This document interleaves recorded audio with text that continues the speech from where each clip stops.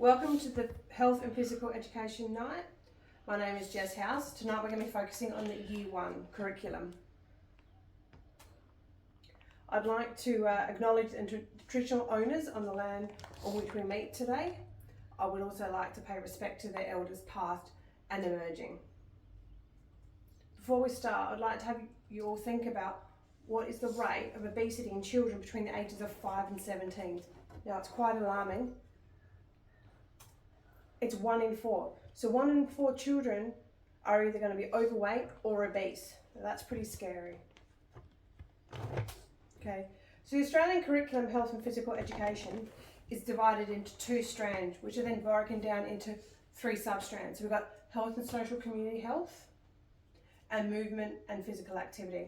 Today we're going to be focusing on movement and physical activity. So the 3 sub-strands that we'll be looking at are moving our body, understanding movement, and learning through movement. So our sub-strands are then broken down into content descriptors. Now these content descriptors help us to set up experiences to help the children meet particular goals.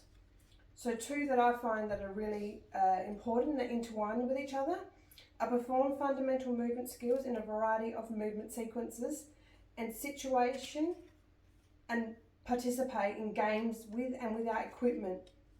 Now these allow students to further develop skills that they've probably learned in their foundation years, as well as learn new skills that will be even further developed in their Year 2.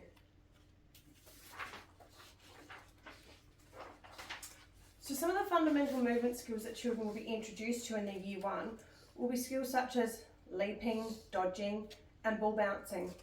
They'll also be strengthening skills they learnt in their foundation years, which include their catching, their kicking, their running, and their vertical jumping. And once they go into Year 2, they will be mastering skills from their foundation and their Year 1, such as catching, running, and vertical jumping. So you can see how all these years are important for one another, how the skills are strengthened from one year to another as they are introduced and mastered by the end. So some of the important reasons for physical education include concentration, focus and thinking, healthy growth and development, better sleep, relief stress and anxiety, happier and healthier students, as well as overall health and well-being. So through physical activity, students have the ability to concentrate, focus and think better. With all the unhealthy food that's available to them these days, through physical activity, the students are able to burn off some of these extra calories. Students will get a better sleep at night after being involved in physical activity, also helping them to be more attentive in class and make less careful mistakes. Students' lives can be very stressful, even in the younger year levels, and physical activity is a great way to relieve some of their stress.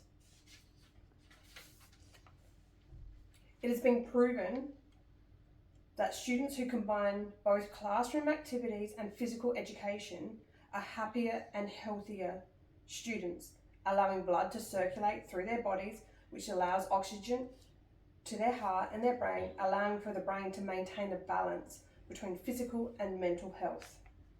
Through physical education, students can reduce risks such as obesity, diabetes, osteoporosis, cardiovascular diseases, and even some cancers. Teaching students includes a holistic approach, so supporting the child as a whole, social, emotional, and spiritual well-being.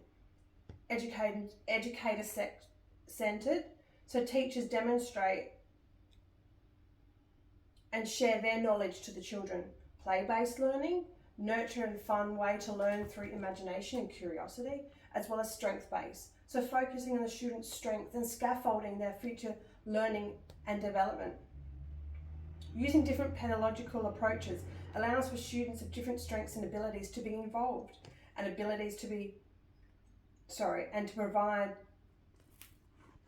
adequate adjustments where required for students who might require them. This may be extra educators to support them, an SSO, or even a change in their equipment.